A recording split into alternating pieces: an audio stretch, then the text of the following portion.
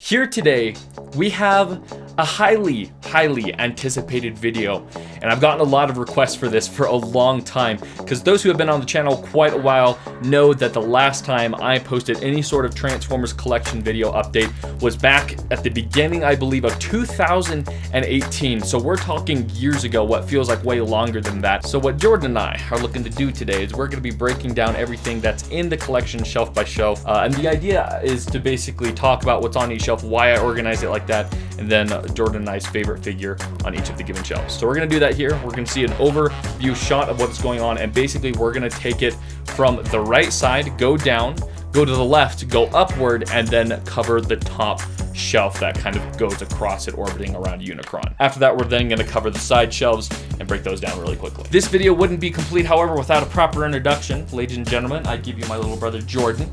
The last time he was featured in a Paper Melon video was, how long ago was that?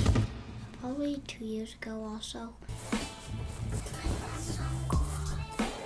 They're huge. These guys are huge. Yep. Massive. Well, I might change my mind of getting gumballs for the whole family. What do you think, Jordan?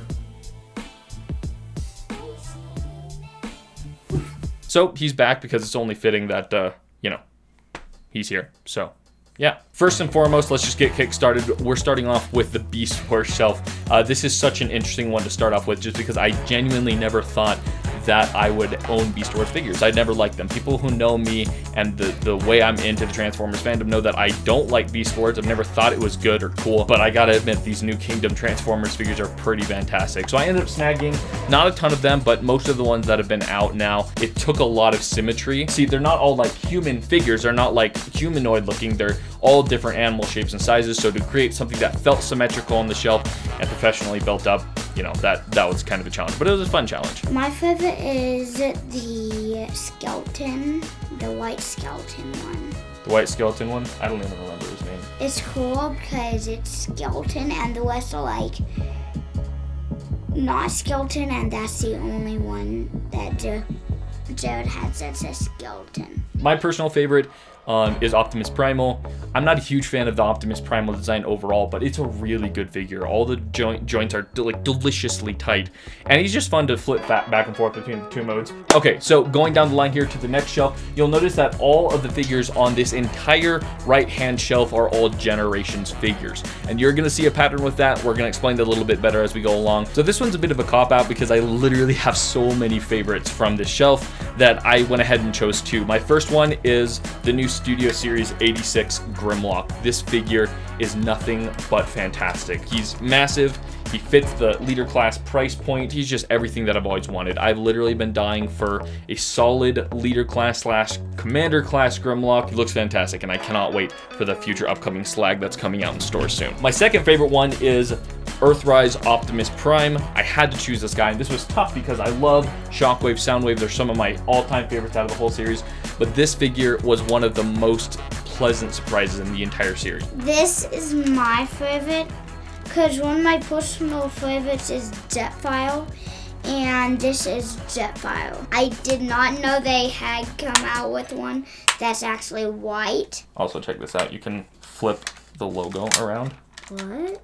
So he's a And Decepticon. you can flip this logo around, and before it was an Autobot if you looked at it, and now it's a Decepticon. This was a really fun shelf to get set up, actually, because prior to moving here to my new studio in this new apartment where I had an entire room to display my figures, I really had to just throw my bigger figures on top of the shelves because the only place I had space for them. But now that I have more space, it was really fun being able to dedicate an entire shelf to being able to fit Omega Supreme in it, or a Titan Clash in general. So you'll notice it's a much bigger space set out for that spot and for that figure, and I'm going to break down why I did that and how I did it in my next video, which will basically be a tutorial of showing you how I got everything set up from scratch for really cheap. With that being said, I think it's kind of a cop-out to choose Omega Supreme for the favorite one. So what we're going to do is we're going to go ahead and choose our favorite little guy that's sitting at the feet of Omega Supreme. That's a little bit more realistic, and heck, there's some fun in those too. This was my favorite guy because my two favorite colors is red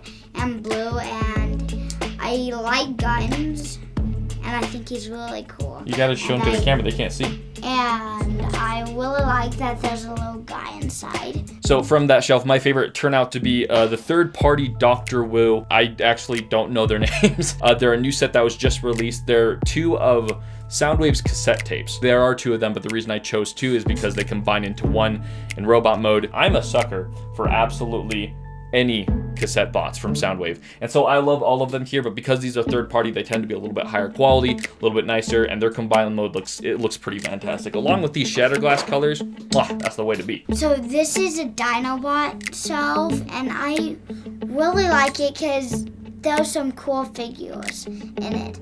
And personally, my favorite is the board right here. He's really cool. I like how his mouth opens and these like missile looking things. I like them. Lift him up a little higher. And the wings. So this set from this shelf is actually my G Creations Dinobot set.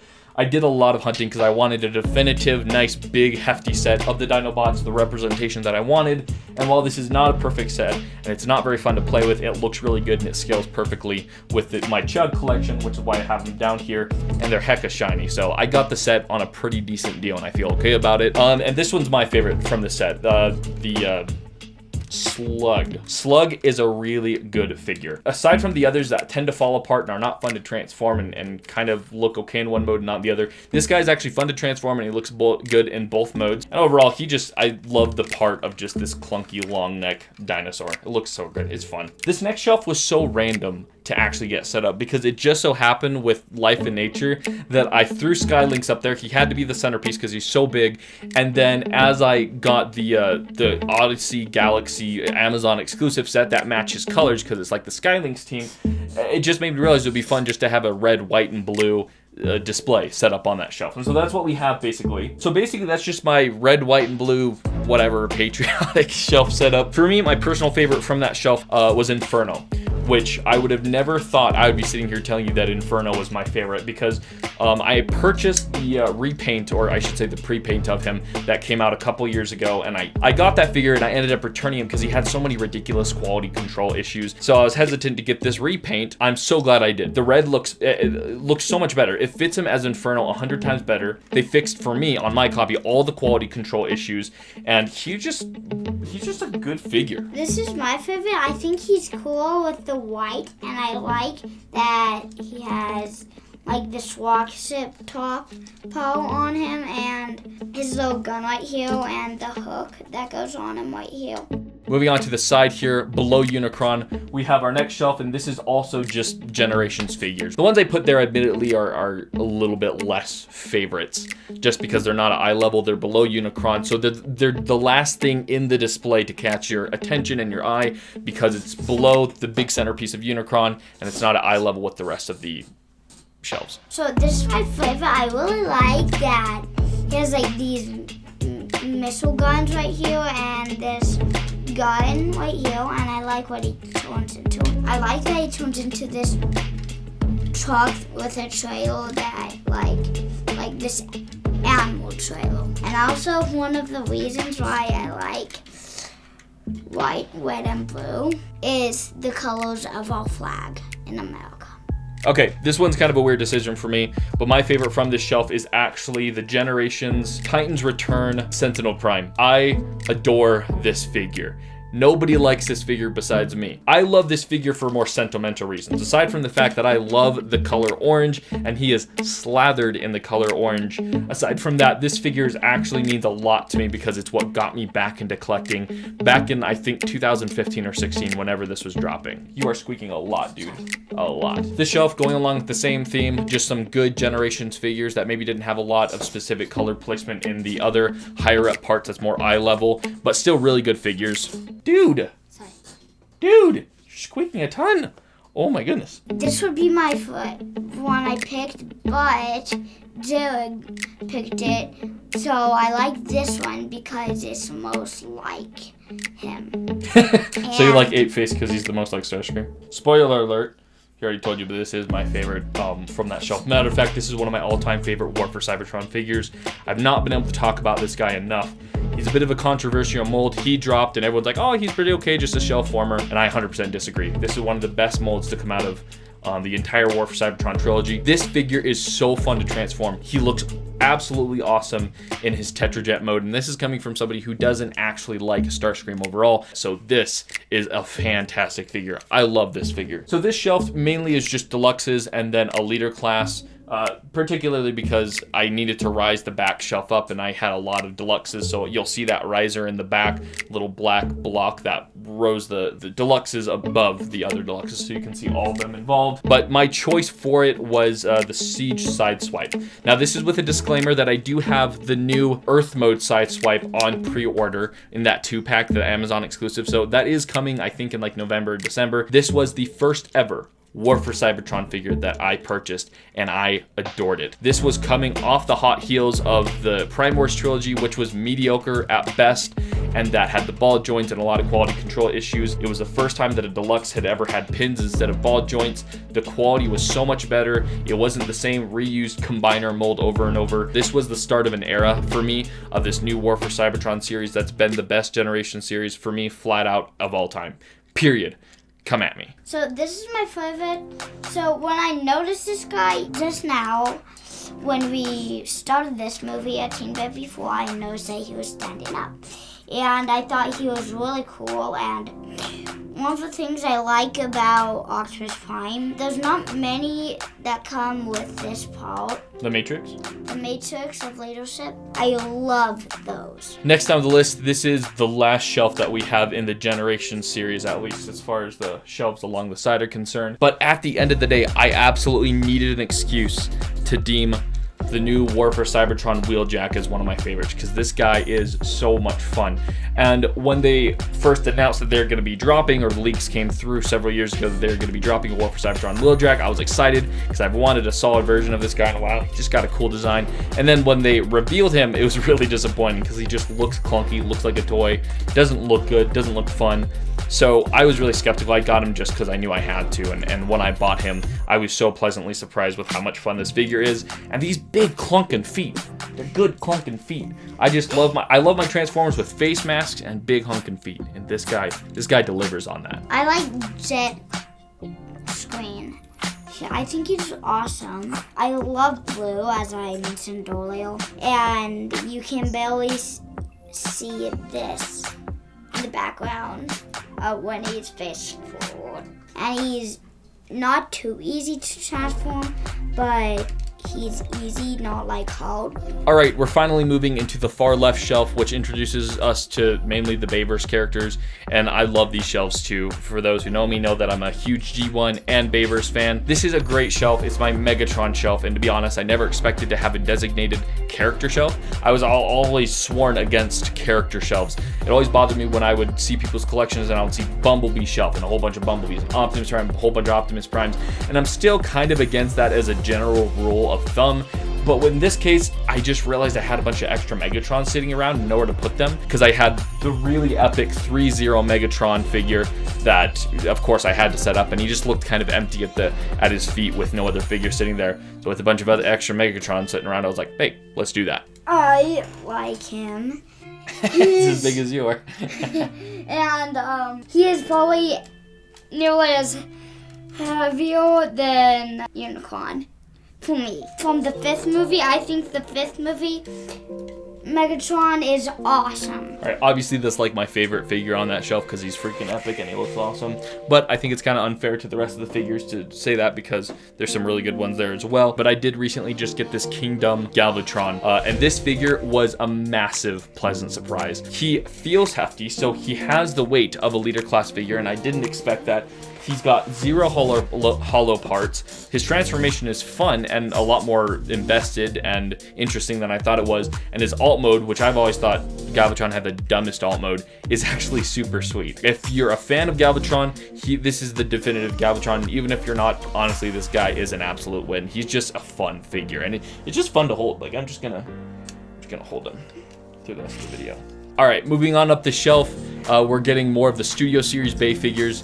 And I really like the displays from here on up. I had to be very particular because there's a fine line between displaying the Bayverse Studio Series figures, between making it look epic and complex versus making it look chaotic and hectic if the shapes and the different figures are not displayed in proper order. But for me, the absolute win of the shelf, despite a lot of good figures being displayed here, goes to the third-party Mechanical Alliance oversized knockoff Long Haul. This is such a good figure. Now, I've always loved and adored the Long Haul design because he's big, he's green, and he's just thick. And there's just something to admire about that. When they dropped the Studio Series one that combines with Devastator, I wanted him so badly, and I looked around for him everywhere, and I kid you not when I say that I never saw him once in any of my local Walmarts, Targets, and I looked at a lot of them. Got this guy for $45 on Showzi's store and turned out to be one of the best purchases because he is hefty. He's an improvement on the original, and in my mind, the most important thing is he actually scales well with the other Studio Series figures. If you actually go back to watch the Revenge of the Fallen movie, Long Haul is literally taller and bigger than Megatron in Revenge of the Fallen. He's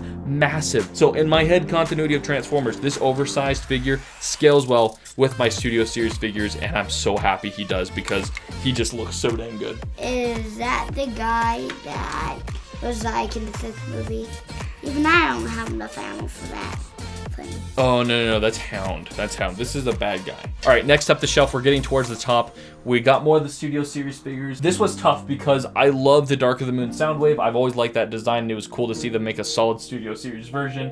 And aside from that, I have to give an honorable mention to the Studio Series Starscream because he's one of the most fun toys to play with. And so my overall favorite that I just had to choose was the Studio Series Shockwave. This guy looks downright impressive. There's no getting around it. He's not a ton of fun to play with, and his alt mode looks fine, but there's just no denying that this guy is amazing. And not to mention the fact that he is like my all-time favorite Bayverse villain as far as Decepticons go. So I really like Grimlock, so I had to do this one. I had to do the other Grimlock that he has. I like this club that it goes around his hand, and I think he's really cool. Alrighty, so now we're at the top and the last shelf of the Studio Series figures. This was the hardest one for me to make a decision for my favorites for, simply because I literally adore every single figure on that shelf. They're all fantastic, they look great up there, but at the end of the day, I wanted to choose Optimus Prime, but Jordan chose Optimus Prime, so we're gonna give that one to him. And for me, my good second honorable mention was Studio Series Leadfoot. The reason I chose him is I have some very specific nostalgia with this character in the fact where I was 11 years old. For Christmas, I got the Human Alliance Leadfoot, and it was the only Human Alliance I ever got, and that was rich blood for me at the time because I was 11. And I really liked the figure, but there was a few things that bothered me, primarily the fact that he didn't feel quite fat enough and that his legs felt too long for the character. This figure somehow, in much fewer steps, knocks the Leadfoot look out of the park. He looks spot on with his movie counterpart. Okay, so I like him. One of the reasons why is I have one. I got one for Christmas, and I love him. I love the transformation. This is probably my favorite guy and my complicatedest guy. It's also important to mention that when he likes this guy, it's also with the Jetfire combination, right?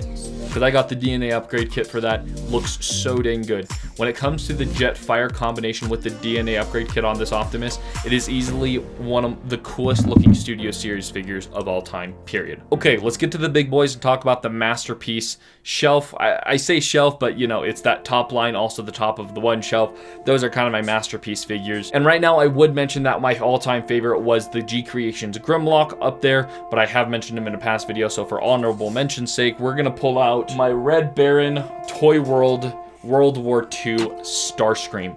This is a fantastic figure, and I was bent on making a video separate about him. Technically, he's not Masterpiece scale, but he's Masterpiece quality.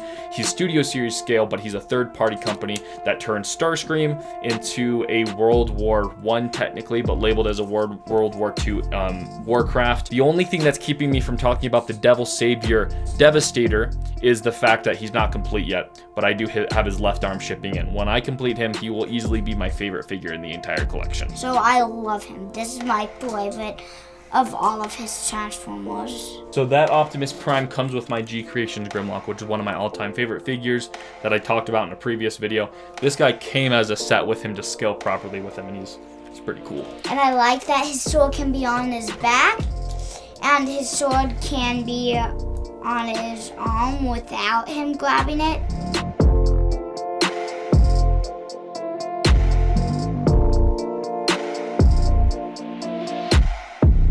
Hey, so post-production Jared here. I did forget to mention that under all these main displays, I have a really neat vehicle display kind of set up like a car garage. The reason that I have these particular ones set up in their vehicle mode is because most of them are primarily older figures that by today's standard, quite frankly, their robot modes just suck. Not to mention that they don't even scale with the modern Studio Series one, but they still have a lot of value and I want to be able to show them off. And honestly, they look fantastic in their vehicle mode. So that's what I mainly have set up here in this display. It's pretty random, but you'll also notice that there's a couple of the Studio Series Constructicons here in their vehicle modes, just because I already have the Devil Savior and my older 2009 Devastator set up, and these guys kind of are hard to fit anywhere with their wacky robot modes, but hopefully one day I'll be able to fit them somewhere besides here. All right, back to you, Jared. Bye. All right, we're gonna speed run through the rest of these shelves because there's about 6 left and I wanna just get through it really quickly. These reach back into my nostalgia shelves. These are the figures that I have displayed that are just, they're the OG figures that started my collection. Some of these are 14, 15 years old. Honestly, if I'm being honest, it's just a hodgepodge of different figures that I had back from 2007, 8, 9, 10. But this is a very important shelf to me because it actually has on display my Real Gear Transformers bots, which are some of the first Transformers I ever bought with my own money. And the first figure that I consider to start my collection in there, which is High Score 100. When I was 8, I got $8 for birthday money, and I purchased High Score 100 with that $8 because back in the day, those figures were only $7. Obviously, my favorite from that is High Score 100. This is my favorite guy. He is the plain one, and I really like him. One of the reasons is because I really like planes.